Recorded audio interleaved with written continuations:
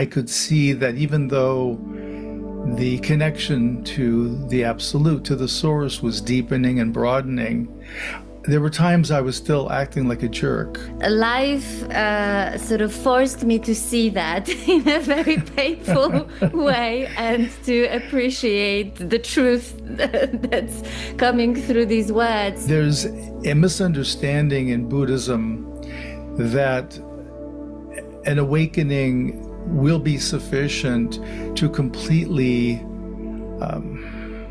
purify and vanquish all of our unhealthy personality proclivities and habits. I got to know more and more teachers. I was seeing the same kind of behavior. A lot of them had deep experiences, but were still acting in ways that were really dysfunctional and unhealthy. And the pressure is gone. Hi everyone, today my guest is Roshi Stephen Mugen Snyder. He's a Buddhist meditation teacher and author of several books such as Buddha's Heart, Trust in Awakening, Demystifying Awakening, and today we're chatting about his latest book, Liberating the Self, Buddhist Practices for an Authentic Life. I hope you enjoy this conversation as much as I did. Thanks for watching. I really enjoyed the book, and I think that this is such an incredibly important contribution, not just to anyone who's on the Buddhist path, but like anyone who's on the awakening path, as far as I'm concerned. And so I want to start from reading a passage that I copied and pasted into my notes. That says, to fully engage the path of awakening and functioning self-realization, we must, I repeat, must be able to be with all aspects and expressions of our psychology. We will not progress to the deeper, more realized experiences unless we can wade into what feels like our personal swamp, our rejected and disowned parts. A spiritual journey is not about achieving perfection or escaping human life. It is a constant, engaged journey of revealing and witnessing objective, universal truth while opening and gently challenging our deep-seated personal beliefs and convictions about who and what we are. So, life sort of forced me to see that in a very painful way and to appreciate the truth that's coming through these words. So I'm very curious to hear how, at which point in your own journey and how did you come to this realization that this part of the awakening journey is so incredibly important? Yeah, I think it started some years ago. Through good fortune, I always had a kind of a connection to Buddhist practice. It made sense to me. It was more like I was recalling rather than learning. And so I was able to have experiences that were desired experiences in the different traditions. And yet at the same time, I could see that even though the connection to the absolute, to the source, was deepening and broadening, there were times I was still acting like a jerk. And it was almost like I was compulsive. There wasn't an option, there wasn't a decision point, just I had strong reactions, I would say overreactions to things. And that became clear that there was personality work to be done that I wasn't touching. There's a misunderstanding in Buddhism that an awakening will be sufficient to completely purify and vanquish all of our unhealthy personality proclivities and habits. And it's essentially false. I doubt it was true of the Buddha. I have never met a teacher that I thought it was true for, including myself. And so that became part of it too. As I got to know more and more teachers, I was seeing the same kind of behavior. A lot of them had deep experiences, but were still acting in ways that were really dysfunctional and unhealthy. And in my early days in the Zen tradition, that was ignored. The students were so idealistic about the teachers that we just ignored all their bad behavior and just assumed it was enlightened behavior we didn't understand. So that was part of the journey, and that took me then to branching out beyond Buddhism, doing both therapeutic work, working with therapists, and also I became active in a group called the Diamond Heart or Diamond Approach, and that's I think they do a marvelous job of combining the spiritual and the psychological in a way that was really beneficial for me. And not only did I spend 15 years in that tradition, but I did the 8-year teacher training, the seminary. I didn't become a teacher there, but I did get the teacher training. And it was really helpful for me to get a lot of the understanding of how psychology works and seeing that. And I tell people I'm not therapeutically trained in any way, but we're looking at this from a spiritual perspective. And one of the main pieces of advice I give students after an awakening is watch your behavior for overreactions. Overreactions will tip you off to undigested, unresolved personal material. And so that's how we work. We watch for the overreactions, like in the book Liberating the Self. A lot of it is teaching people how to be with the overreactions enough that we can move ahead of it a little and make contact with the vulnerability that preceded the overreaction.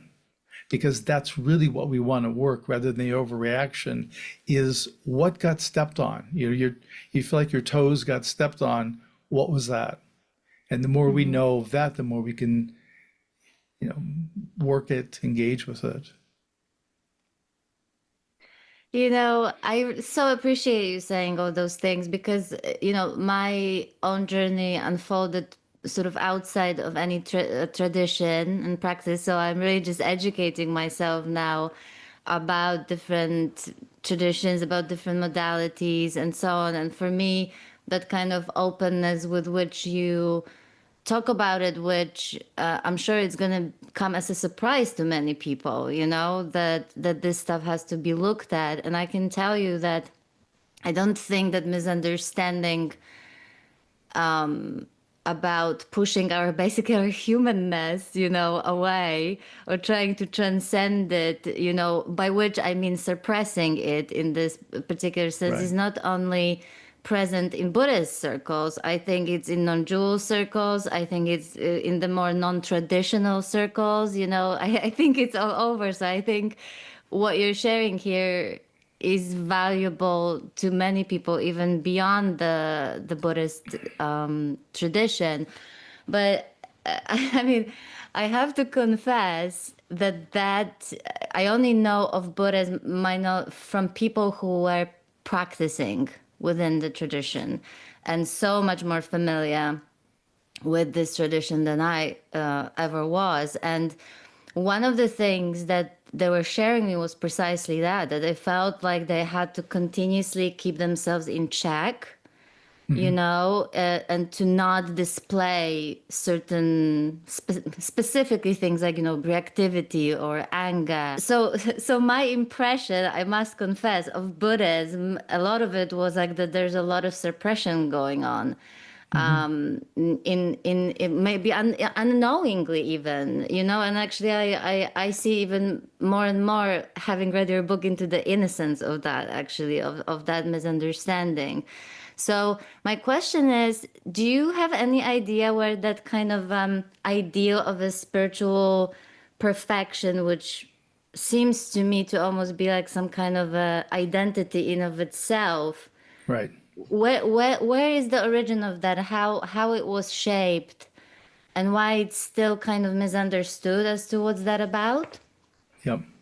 I think in Buddhism, part of the reason why the personal and psychological was so downplayed was because of the ideal of the Buddha and the Mm-hmm. idea that he had this perfect enlightenment.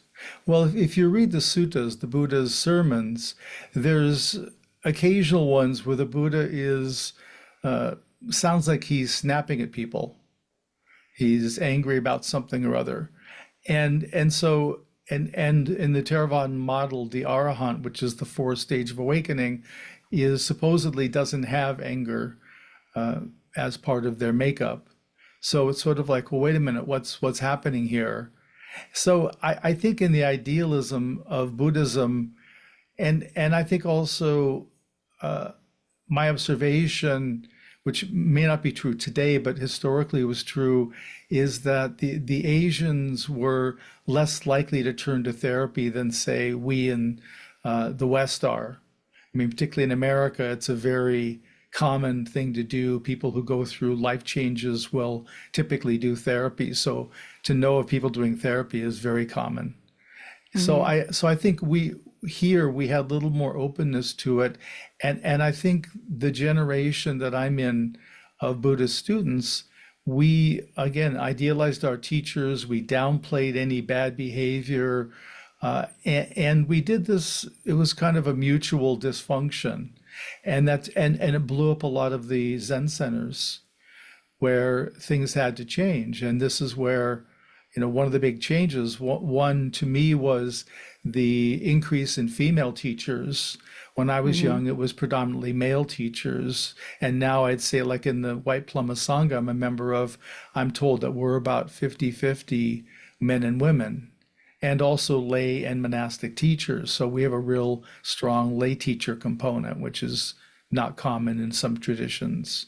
So I think I think also it ties into our own psychology Mm-hmm. because certainly each of us would rather have a really cool sense of self that's enlightened and does amazing things, and people are always in awe of us.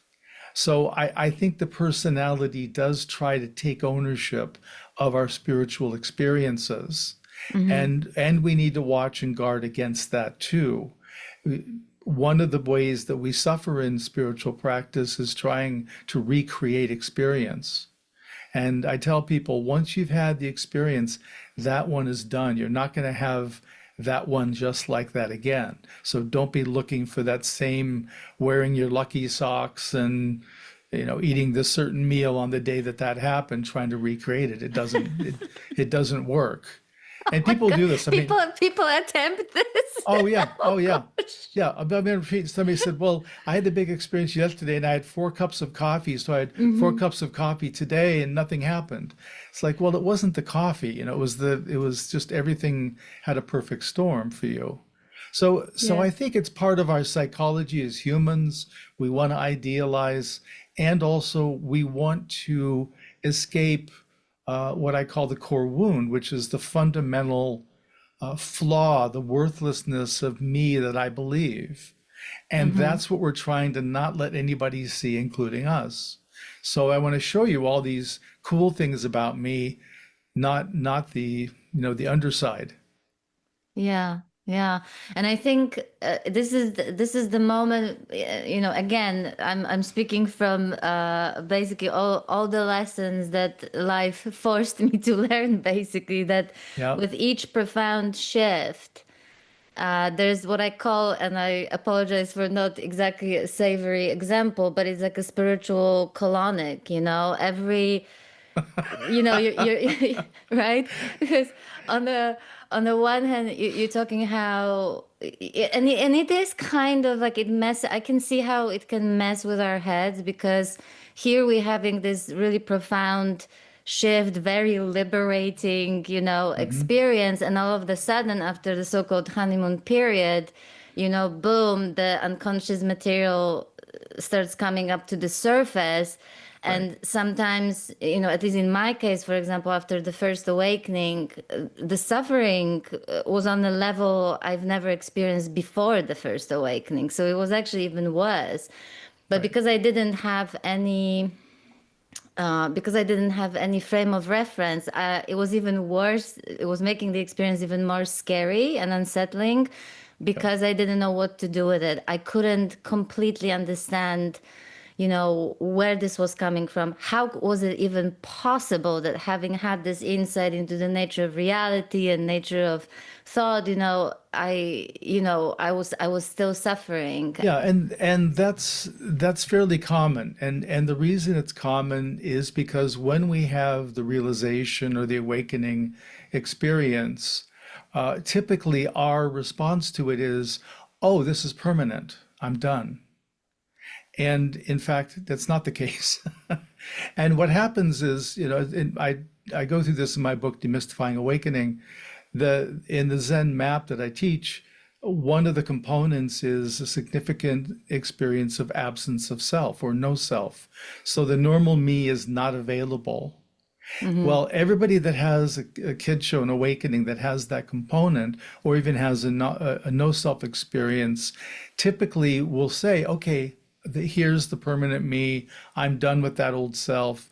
And it inevitably, within days, weeks, or months, the self will reassert itself. And again, it's not always the same, it's a little different, but it will reassert itself. And if we were not expecting that, we're going to suppress that to a certain extent because this isn't in our picture. So we try to suppress it. And also with awakening, whatever material in our personality that's incongruent with the realization is going to be highlighted. So I have a process I call the stair-step method, where we'll have a big realization or a big shift, insight, whatever you want to call it. And then the work becomes doing the personal work that's highlighted based on that realization. Once we work through and digest most of that material, then we become available for the next step. So the next realization can open. That's going to then highlight the psychological material that's unprocessed. And so we keep doing this stepping. And this is why I tell people there's no end point. There's no point where you're going to be, you're going to have every realization available. It's not possible, nor will we ever, I think, plumb the depths of our unconscious material. There's always things that are going to be percolating up. So we don't look for a finish line. We look at this is a process that we stay engaged in. And when you approach it that way, it really works a lot better. Without a finish line, you don't need to race anywhere. You can just work wherever you are, whatever's up, whether it's transcendent, whether it's realization or transformational, whether it's personality work, just depends on where we are. But we have to be open to both. We can't just do one of these. It doesn't work. Yeah, I mean, I couldn't agree more. It's almost like, because of looking at this endpoint, we're constantly away from what is, and therefore we're never actually, when we're not being with the reality of what is, very simply, exactly the way it is. And there's this constant kind of seeking for a better reality than the one we're experiencing right now. And I've seen just how with each stage and each shift, it becomes more and more subtle.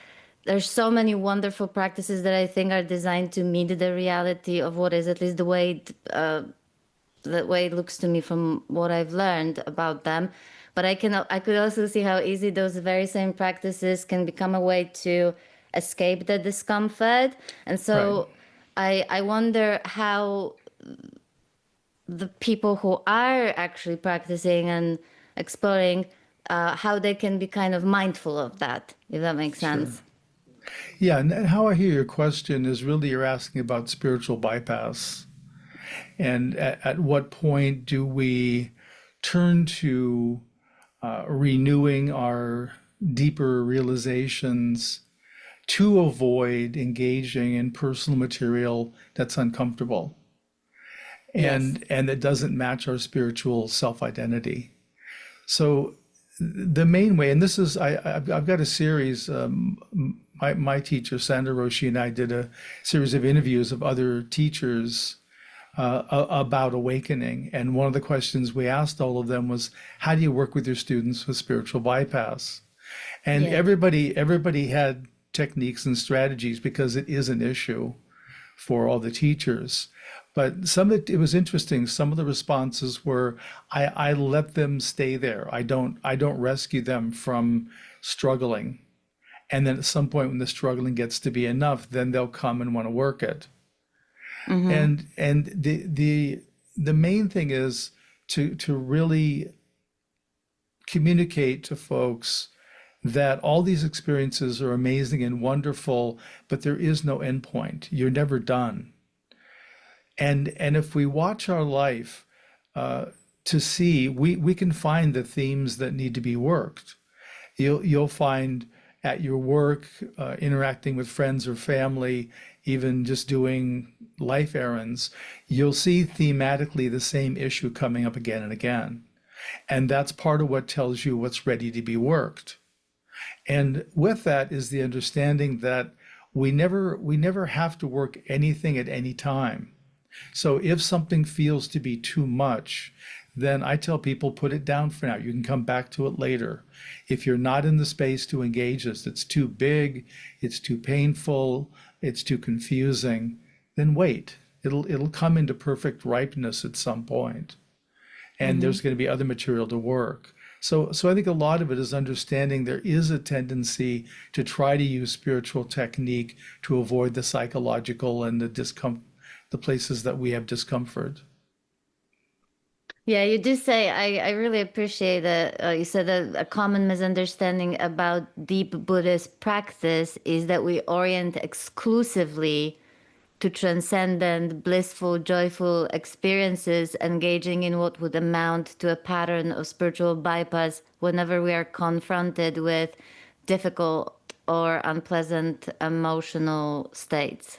If there's an issue that's come up for someone and they feel like they have the capacity to be with it, that's really where it starts, is just simply being present.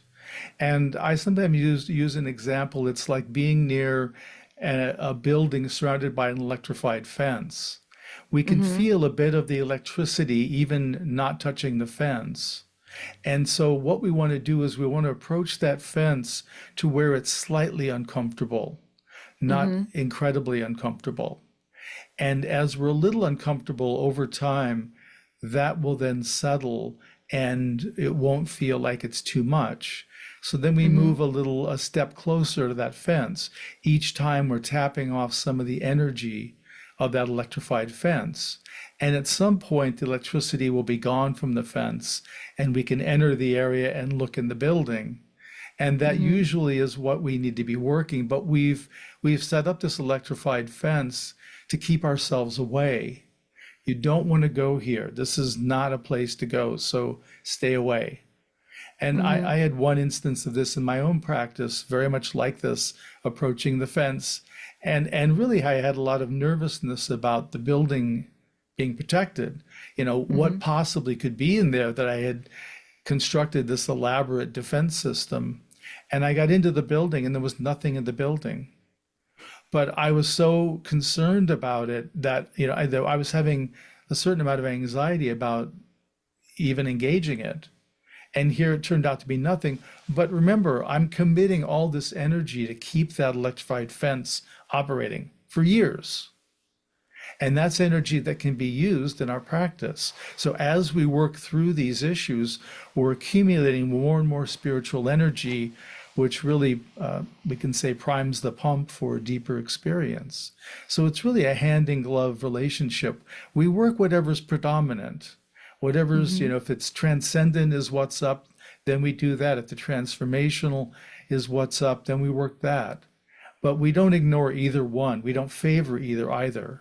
They're both equally valuable and important parts of a practice.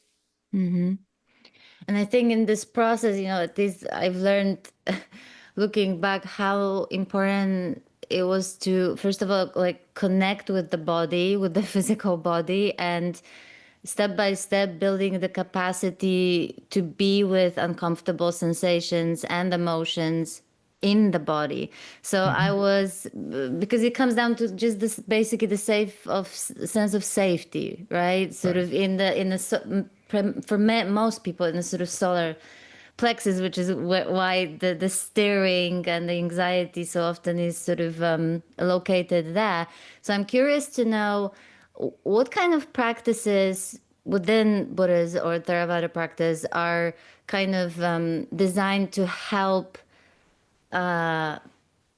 be with those emotions sort of more in the body when they come up. Yeah, the main practice that Buddhism offers for that is the Brahma Viharas, the heart practices. And the way that I present them is a little non-traditional. I start with upekkha, equanimity. Equanimity is about accepting the truth of the moment. So this is really what we need to apply, as you're saying, when we're having difficult emotions or psychological states arising that are uncomfortable or that don't match our self-identity. That's another area that we want to suppress, where we learn to be with these more and more, to just accept. All that upekkha is doing is accepting the truth of what's here.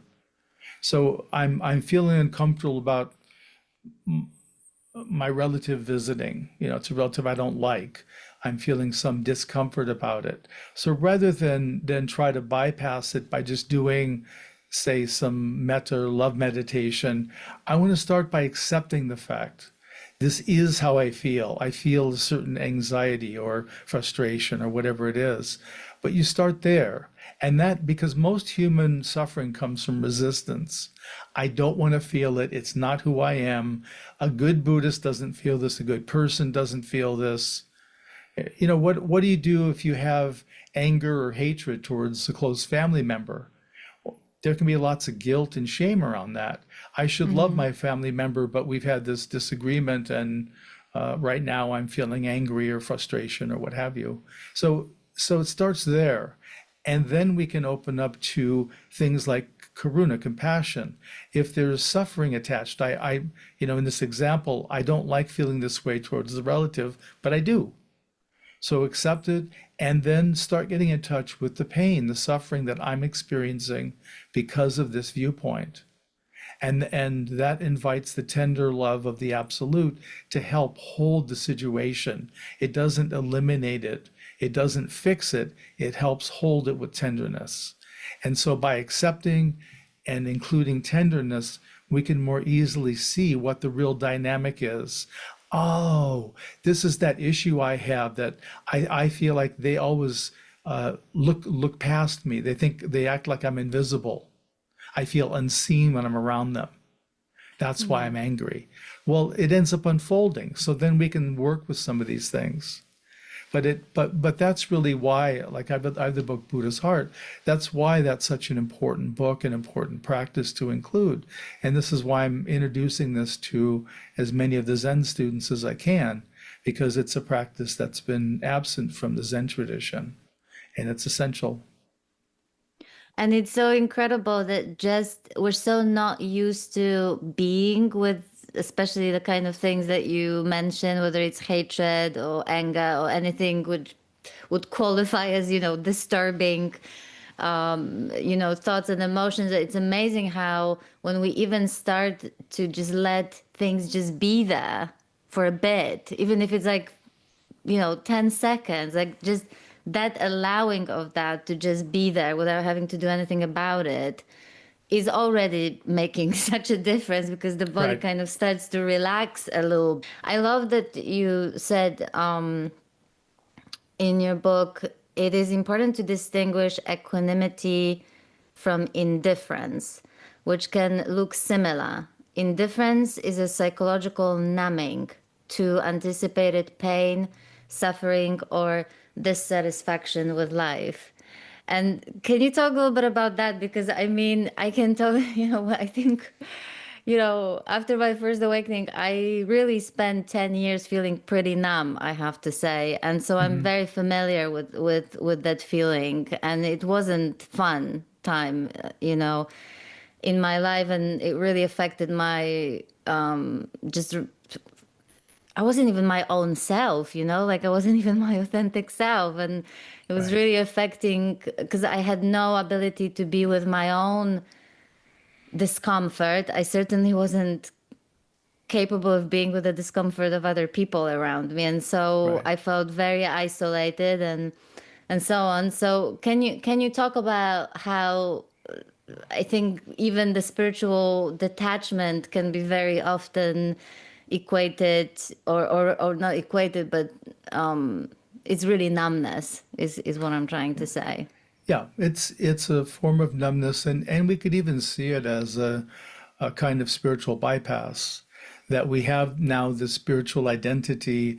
I'm now an awakened person, so I need to not be triggered by things. I need to be this cool example. And as you say, part of one of the ways our psychology can approach this, one of the strategies, is to cultivate indifference. And the main difference between upekkha, equanimity, and indifference is that equanimity is very warm. It's a warm acceptance of reality. Indifference is cold because it's a rejection. I don't want this. I don't recognize this in me. And the reason this becomes a problem is because for the teachers who have this, they end up blaring out in ways that are really unhealthy because they're suppressing this material. It needs to be worked and it's not being worked. So like a cut that turns into an infection, it's just festering, getting worse and worse Yeah. until at some point we blow up. And that's usually what happens to people is they at some point blow up and they say and do things that are way outside what they're feeling. But Mm-hmm. it's because they're not working this material. And we have to engage it. We have to work the material that's coming up. And it comes up in a way that's very appropriate. I mean, to me, I tell students the spiritual journey is not about perfection, but about ripeness, about authenticity. We're learning to become more and more authentic, not perfect.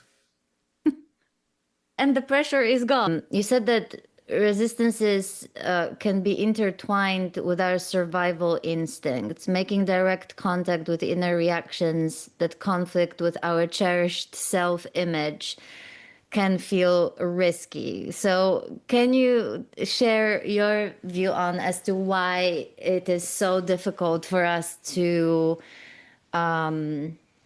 step into this territory of the shadow work and basically and seeing the parts of ourselves that are not necessarily nice to see?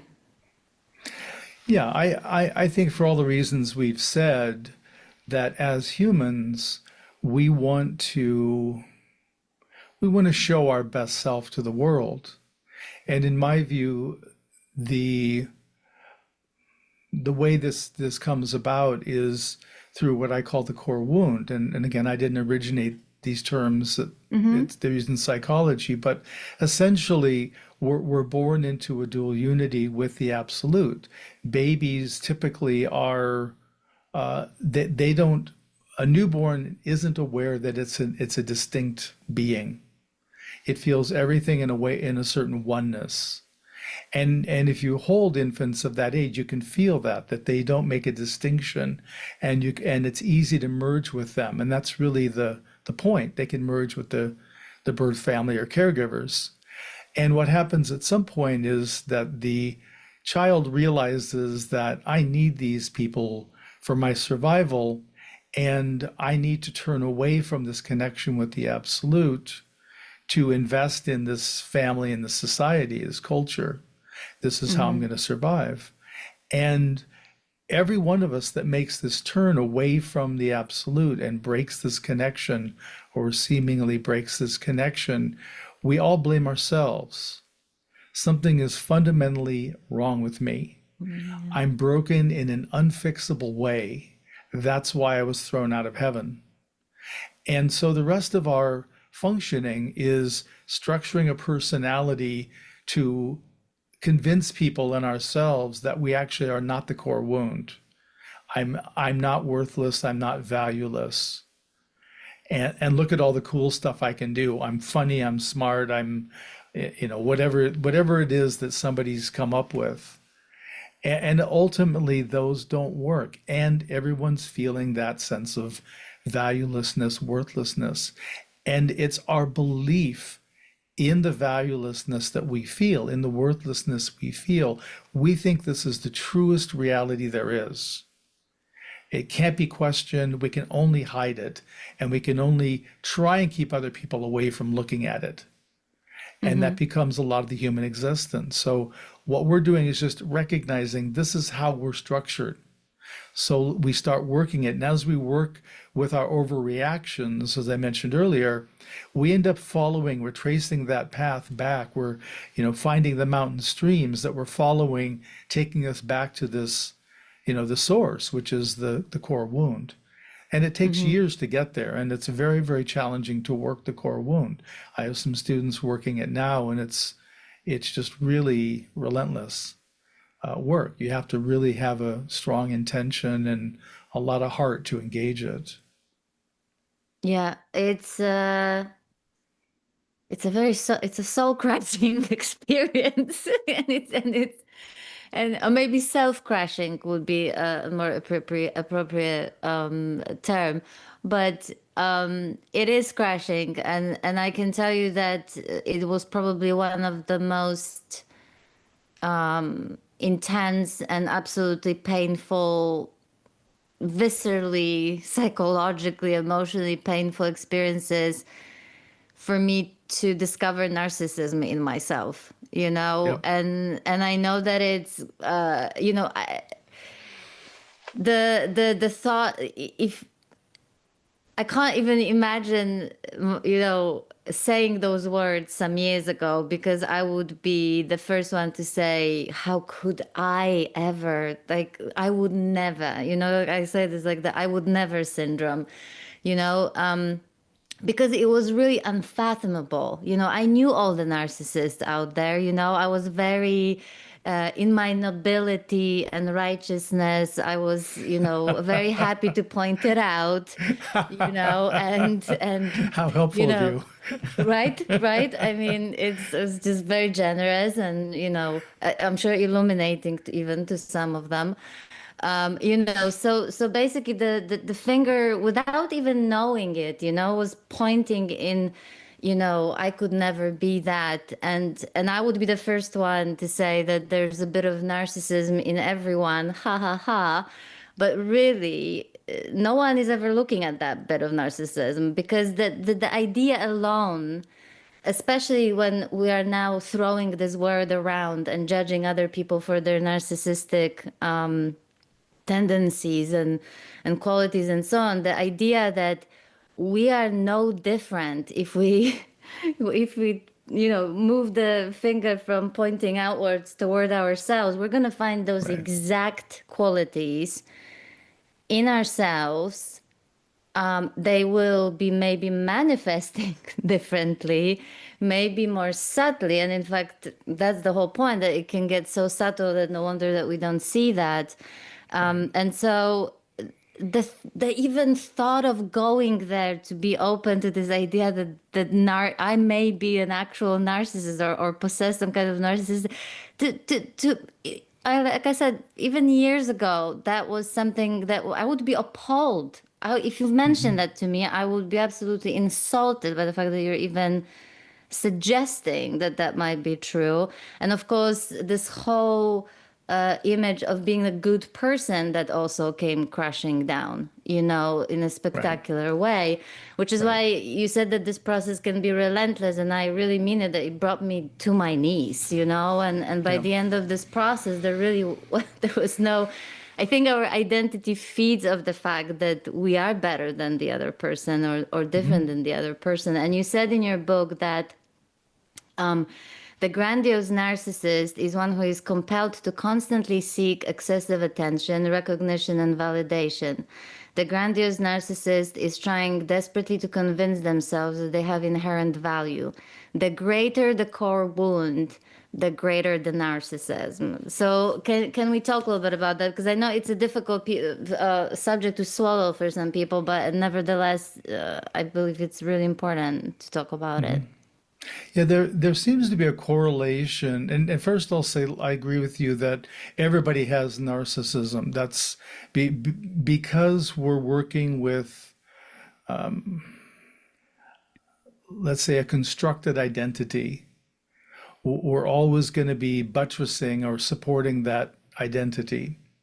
Mm-hmm. And what it seems to me, and I assume this is true in psychological research, I don't know for a fact, but it seems to me that the people that have the most incomplete, dysfunctional bonding experiences when they're very, very young.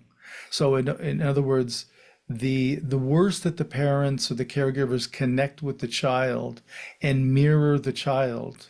So the child gets to see, they get me, they understand me. This, how children learn to regulate their emotion is through this process. And the greater the parents don't do that, the greater the gap, the greater the wound, the greater the grandiosity. So when you see these people who are constant attention seekers in just outrageous ways, it's probably an indication that they had a very poor bonding experience with their primary caregivers. And so they're Yeah. trying to make up for that, and they're trying to convince themselves, I'm not this broken, shell of a person. I'm really super great.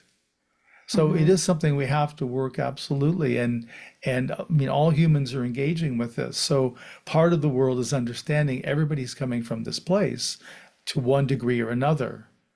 And only if Mm-hmm. people are engaging it and working it is it actually filling in and healing. We all want to avoid acknowledging that this is true, and yet it's true for all of us. And the Mm-hmm. difference is, there are people who are engaging it and working it and improving it, and there are those who are not. And so Mm-hmm. for those who are motivated, if someone is a serious spiritual practitioner, they must be working the personal material, period. Because that's how the realization is expressed in the world. And so you end up where you have this beautiful mountain stream with pure water, and then it comes into the city and it goes through city filters that are dirty.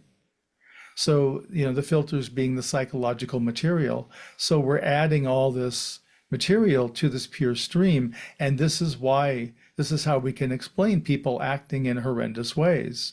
People harming others intentionally, harming those who are more innocent.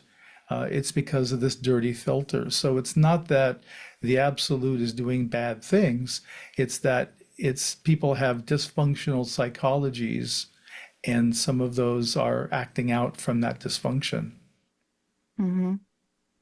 So now that we covered the narcissistic aspect of our humanness, Constellation.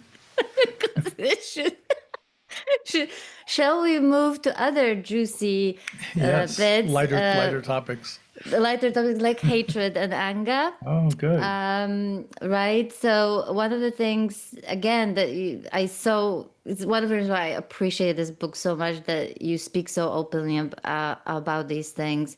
You say that Buddhists generally may deny the experience of hatred, which I define as longing for the offending person or object to be completely vanquished, vaporized out of existence, removed from our life. When we acknowledge the arising of hatred, we can then engage it and perceive that it is an emotional response to unwelcome events. Like hatred, anger is a reaction, an emotion that many Buddhists discount or minimize. Because Buddhism is so focused on warm-hearted acceptance, there's a cultural idealization that we do not have anger. I can tell you, I'm not from a Buddhist tradition, and yet I've known somehow that about Buddhists, that those guys don't get angry. It's every religion has their ideals. For Christianity, of course, it's love. Jesus was about the message of love, and in Buddhism, I've had students and teachers tell me, "Oh, I don't experience anger. I don't experience hatred. I love everybody all the time," and I just disagree with that. I do, as part of my retreats, I do a forgiveness practice near the end of every retreat. And I had a retreat where a man raised his hand. We were going to start this and said, I don't really think I've done anything that I need to seek forgiveness for. And I said, "Wow, it's really interesting." And I said, "Are you married?" "Yes, I'm married." I said, "Would your wife agree with that statement?" He said, "No." I said, "Well, I think that tells you Right. there may Yeah. be some things to work." But I this just is, saw that coming. Yeah. yeah, but it's Hmm. but it's just classic. We try to only stay with the good stuff, and again, the motivation isn't bad. It's that we want to Hmm. cultivate this deep contact. We want to be more heart generated people, but it's the suppression and denial that creates the problem, because we're simply locking the crazy uncle in the basement. Doesn't mean he's getting less crazy. He's probably getting more crazy.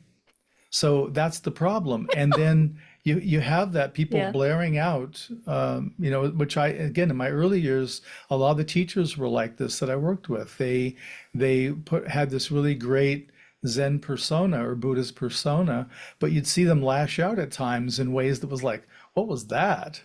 Hmm. And getting that it's an issue. And so you have to work the underlying issues. And the issues are around our vulnerability. Again, we've got to move into that with the anger. Typically, the vulnerability preceding that is some form of inability or weakness or something of that nature. I can't do this. I don't have the capacity. So the moving towards anger is a faux, it's a fake strength. So look at me. If I get angry, if somebody scares me and I get angry back, I'm looking big and Hmm. powerful. Yeah. But in reality, I'm feeling my own collapse, and I'm wanting not to show that. So I'm making up something to convince you I'm not collapsed. And the same with hatred. It's and hatred in societies, people have a hard time working hatred. They don't feel they should be should hate anything. A good person doesn't hate. Yes, they do. They absolutely do. Yeah. Yeah. Anytime you're in traffic and you wish that car would just get picked up magically and thrown 5 miles in one direction, feels Hmm. good. So it's acknowledging this is part of human psychology and learning to work it. Again, in the book, I work a lot on people trying to get to contact the vulnerability preceding the reaction, because that's really where our work is. But we start by being with the reaction. So, for example, if I have hatred come up, it's my willingness to be with hatred. What does hatred feel like? Well, hatred can be the I'm going to tear this room apart, hatred, or it can be like the assassin, the cold, calculating assassin hatred. And anger, same thing. We can show anger or we can just feel it, but we have to be able to be with these reactions and emotions and feel them and see how we feel. And as we do that, we start taking the steam out, and we end up making contact. We start feeling that vulnerability.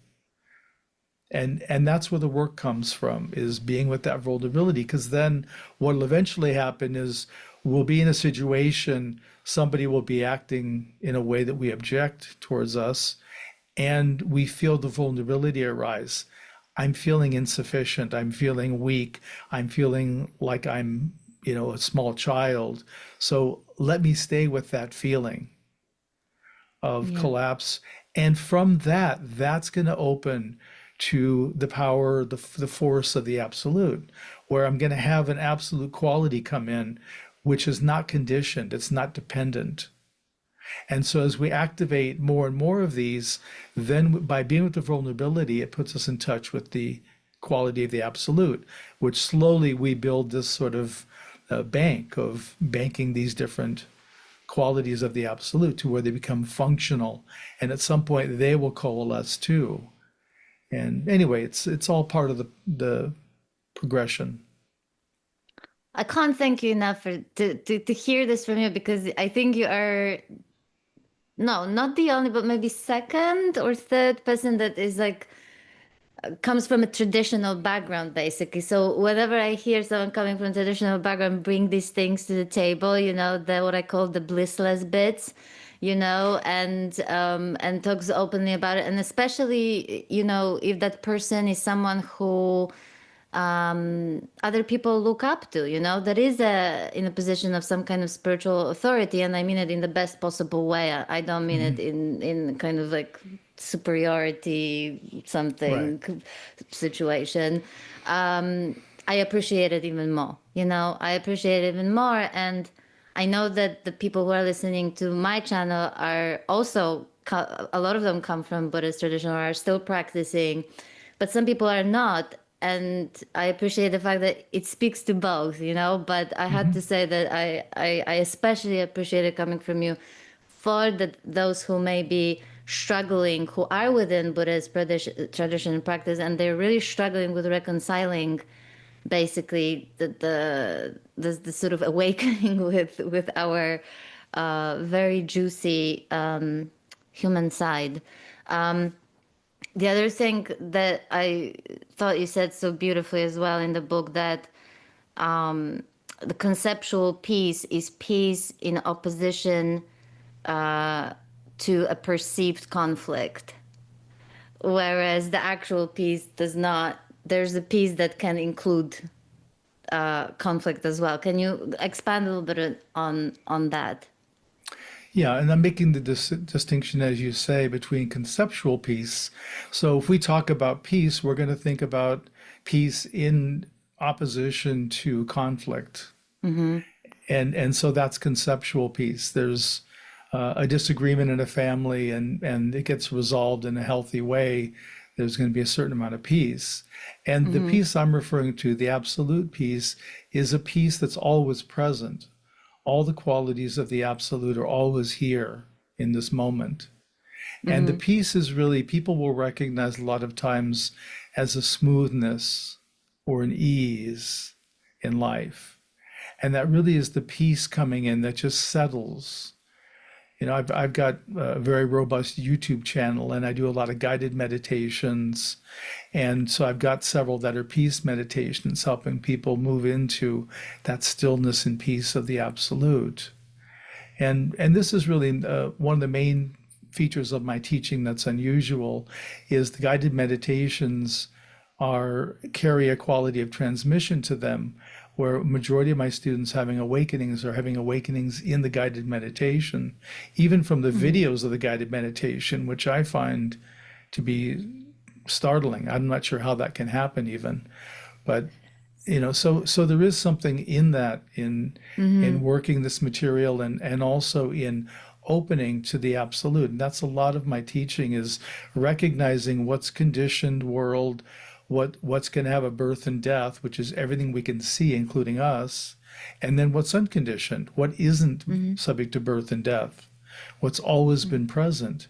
And there's something that's deeply satisfying about knowing and having direct contact with these qualities of the absolute, and to know they're not conditioned. I'm not making them. I can't make it diminish. I can open to it. It's already here. So I don't need to look anywhere else either. It's in this moment. It's not in the future at some special event. It's all of it's here always.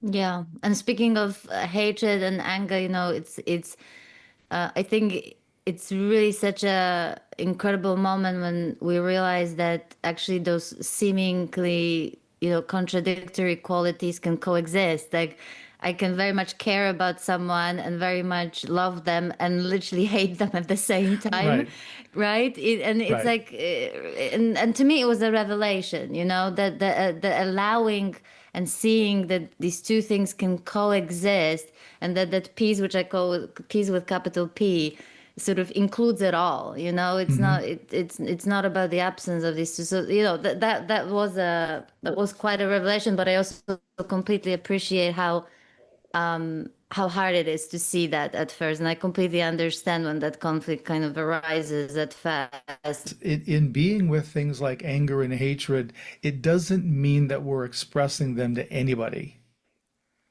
What I mean is, if you're with hatred, I want you to be fully with hatred in your experience. I'm not encouraging you to share that hatred with anyone.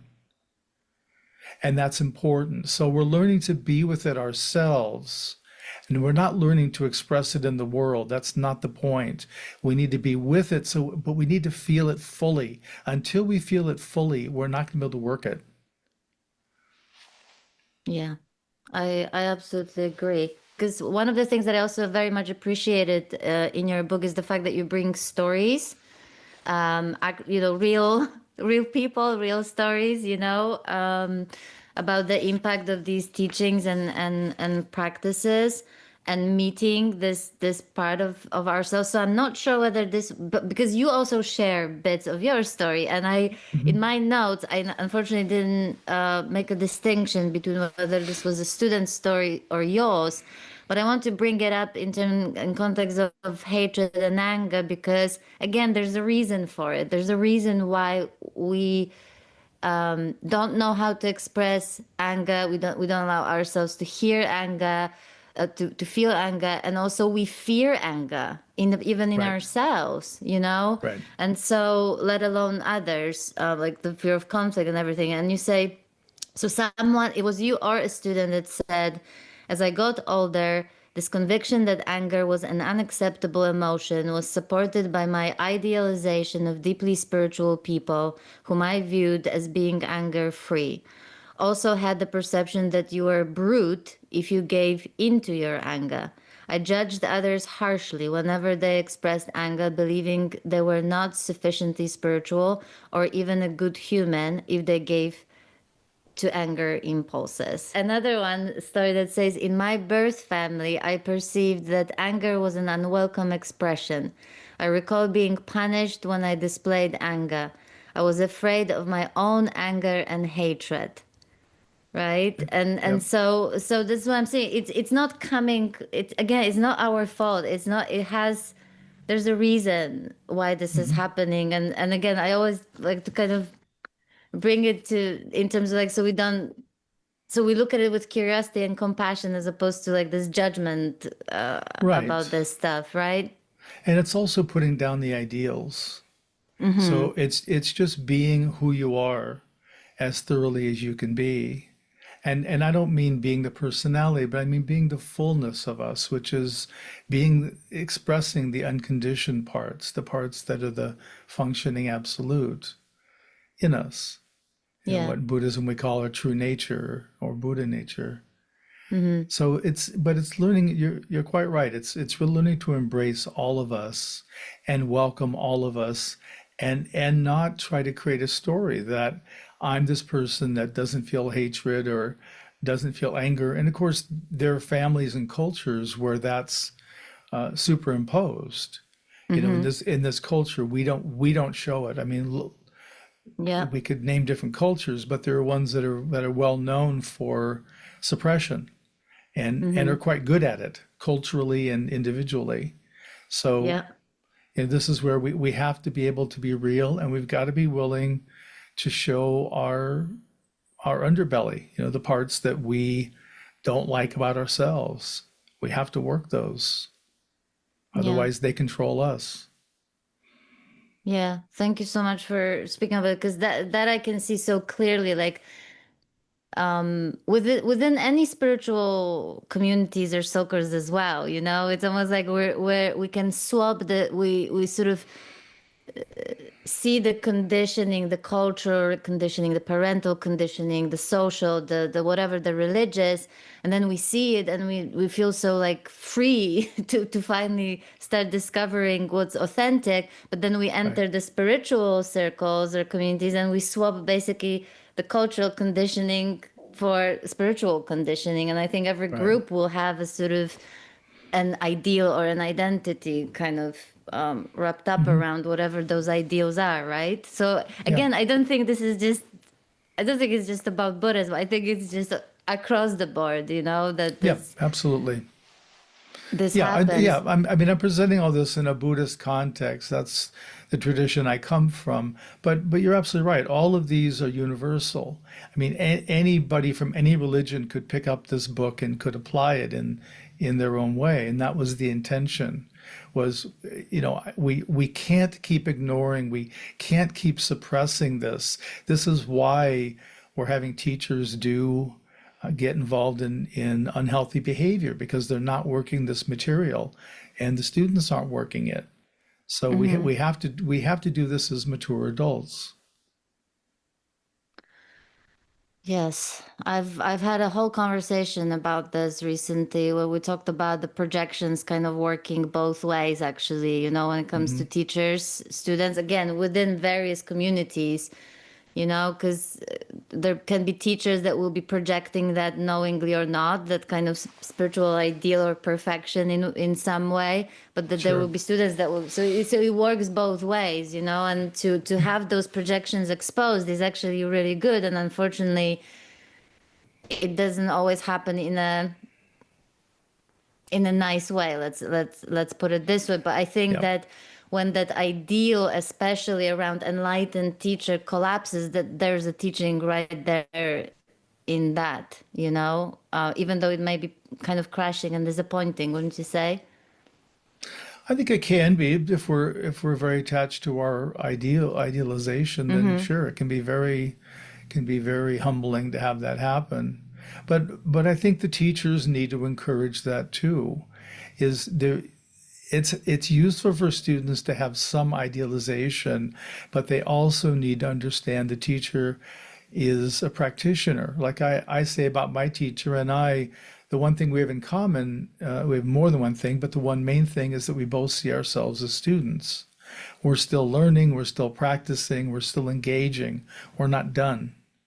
And a lot of the teachers that have gotten in trouble, one of the things I've seen is they didn't see themselves as students anymore. They didn't have mentor teachers. They didn't have people they could talk to. And they weren't practicing as students. They were done practicing in effect. And that I think just Yeah. creates lots of problems because they start buying into all the flattery that they're getting and all the idealization projections and start taking them as true, and people want to surrender their power to some extent to a teacher. They think if they can give something up, but they give control, and it's not appropriate. And on a very human level, I can see how difficult it must be. Like sometimes the projections happen regardless of teachers' attempts to kind of make sure that that doesn't happen. But I think I can only imagine, especially if someone has a lot of students and they've kind of projected a certain persona, then it takes hard work to then maintain that persona. And if something Hmm. happens that is kind of disturbing or challenging or difficult, to then show this or even openly admit to this, it must be so hard. Yeah, it is. There is a challenge to it, and I got great advice from one of my teachers years ago. Was I struggled with this a lot as a young teacher. People would have their idealizations, and I didn't want to deflate them, but I also didn't want them to hold untrue views of me. And his advice was to accept what's true and reject what's false. And so if somebody said, "Oh, you did a good job on this talk," or "You taught this well today," if that felt to be true, you can let that land. But if it was you're the best teacher in the universe, nah, I'm not going to let that land. So Yeah. that I put down, but I don't have to reject everything. And so that lets me also use a filter of truth to see. And sometimes as a teacher, you let students hold projections that are inaccurate because they need to for a while until they can pop their own balloon. And so that's part of the function. Sometimes you take that role. Other times you try to break it. So it's a complicated process. I tell people that part of my function is to help them recognize the rug they're standing on before I try and pull it out from under them, you know. And Yeah. that's what a Zen teacher is doing. There are other things that you cover in terms of the difficult, the challenging Hmm. aspects of our human experience, and you talk quite extensively about each, and also like how to inquire into those parts of ourselves. And I really appreciate it that there's you don't just talk about how this stuff works or share through students' stories how it's experienced, but you also guide people to the how to do the inquiry around those things. So I think it's important to work these issues, and that's why I try in my books to have some exercises for people to engage with the material, because the more we can explore it, like for example, insecurity. One of the ways might be one of the questions might be in the book, what's your life experience with insecurity? Well, that can be really helpful. You can go through, well, when I was this age, I felt very insecure and I had these problems and felt confident here. It can be useful. And then we can start seeing, well, what's thematically, what was common about the times when insecurity was the strongest? Well, I was trying to please other people. I wasn't staying with myself. I was going out to them to make them happy. And so I was feeling insecure because I wasn't inhabiting my body. So there can be a lot of really useful, helpful information that comes out of that kind of exploration. And on retreat, I encourage people to keep minimal notes, but to do some notes when they see things like the Brahma Vihara retreats, the heart practices. We're going to see a lot of patterning, a lot of dysfunctional and functional patterning. And the more we can understand about ourselves and see it with a certain neutrality, then we can engage and work with it. But if we're either trying to escape it, to say, no, I don't do that, or we're trying to do more of it, then that's the problem. And that's what we have to see too. I mean, this all ties together with our relationship to abundance and scarcity, how we're going to relate to these different topics based on what our birth family and our culture had available to us.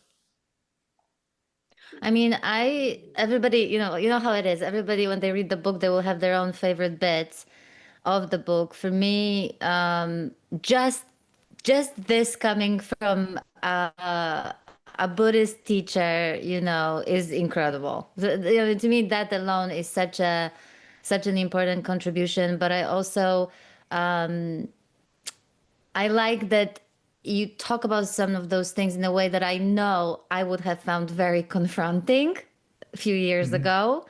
And I think that's brilliant. Now I see it as a good thing. If it is confronting, then, then it's even more of a reason to look at it. And we have hardly any time left. So my last question is, you talk about the role of teachers and guides. And one of the things that I appreciated you saying was that few teachers can guide students into territories they themselves have not mastered.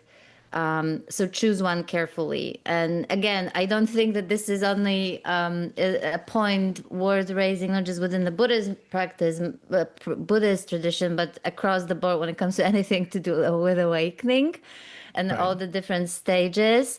So yes, can you talk about that and why is it so important? Well, I think just the common sense aspect that if you're going to work with a teacher and they're teaching you something they know in theory but haven't practiced themselves, it can be beneficial to where you learn the practice, for example, but they're not able to bring the energy, there's not going to be the transmission of their having experienced whatever is being taught. And that becomes really important. The energetic transmission is equally important. So I think if a teacher is responsible, if they have a student enter into a territory they don't know well, they should be finding or passing them off or recommending they find somebody who wants to teach them this or that. And there's areas I don't teach. For example, I don't teach the mindfulness. Well, there's 100,000 teachers teaching mindfulness now. I don't need to teach it. If you want to learn mindfulness, there's great people out there doing it. So that's part of it too, is recognizing what's covered, what's not covered, what can you offer. But I think going to teachers that are speaking from experience and have been validated by other teachers, which is really helpful. I'm a big believer in lineage teachers also, because then you have a certain quality control that's built in. When we do the Dharma transmission process in the Zen tradition, you spend years working one-on-one closely with your teacher. You get to know each other intimately. And there's a way where not only is there a harmonization that's happening, but there's a transmission of the lineage, there's a transmission of the practices and the realizations that takes place. So that gets preserved in a certain way. So it's to me, it's useful not only to work with a teacher, but I think ideally a lineage teacher, as long as there's a lineage that's presenting a certain practice you want to learn. Yes, because I think that there's so many experiences that people may have on this journey that sometimes don't fit, to certain conceptual boxes, so to speak, or Right. yeah, right. And or like you said, some teachers may have not gone there themselves, so they can't speak of it. And I think this, I really appreciate you underlining this point. And I think it really takes a really mature teacher in whatever tradition they are, or no tradition even, that they know when they're out of their depth, Right. and that they also don't invalidate someone's experience just Right. because they can't relate to it, Right. and then like recommend basically someone else to, either a different teacher or a different modality or something like that. Is there anything else that I didn't ask, but maybe you wanted me to ask, but we never got to it, or anything else that you just want to add or say before we wrap up? Yeah, I think with the book Liberating the Self, probably my favorite part of the book are the awakening stories of the students. There's roughly 10 in there. They're all different. Some have had Zen Kenshos, others have had more Theravada cessation experiences.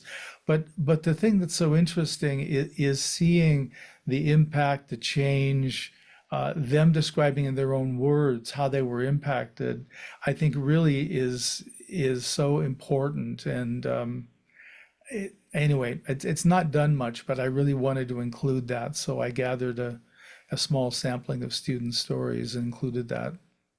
Well, I definitely appreciated those stories. And one of my favorite lines from the book is, "Truth tasted better to me than my habituated inner lies and patent falsehoods." And I think that is just such a beautiful message. That And I is. really appreciate your time. I appreciate your book. I appreciate you. And thank you so much for this conversation. Oh, my pleasure. Really nice being with you, Maggie. Please take Thank good you. care. Take Bye now. care. Bye.